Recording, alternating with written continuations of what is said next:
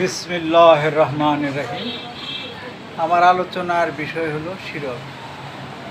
শিরক হলো আল্লাহর সাথে অংশীদার স্থাপন করা।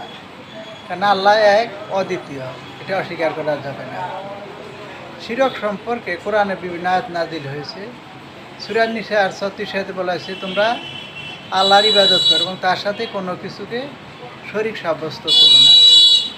সূরা রাদের 36 বলা হয়েছে, বলো নিশ্চয় আমি আল্লাহর ইবাদত করতেও তার সাথে শরীক না করতে আদিষ্ট হয়েছি। সূরা নাহলে 1:50 বলা হয়েছে,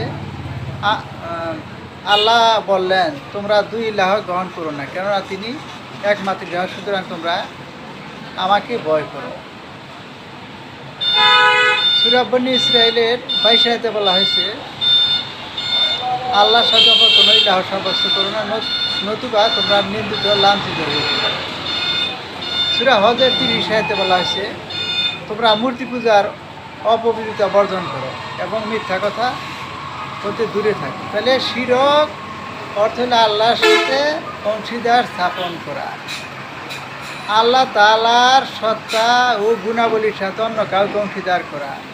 যে ব্যক্তি এই জঘন্য অপরাধে লিপ্ত হয় তাকে মুশরিক বলা হয়। সুতরাং মুশরিক অবস্থায় কেউ মারা গেলে তার জন্য জান্নাত হারাম হয়ে যায়। তাই শিরক করা কারো উচিত না। আল্লাহ এক, অদ্বিতীয়, এই বিশ্বাস সবার থাকতে হবে, তাইলে পরকালে আল্লাহর দিদার লাভ করতে পারা যাবে।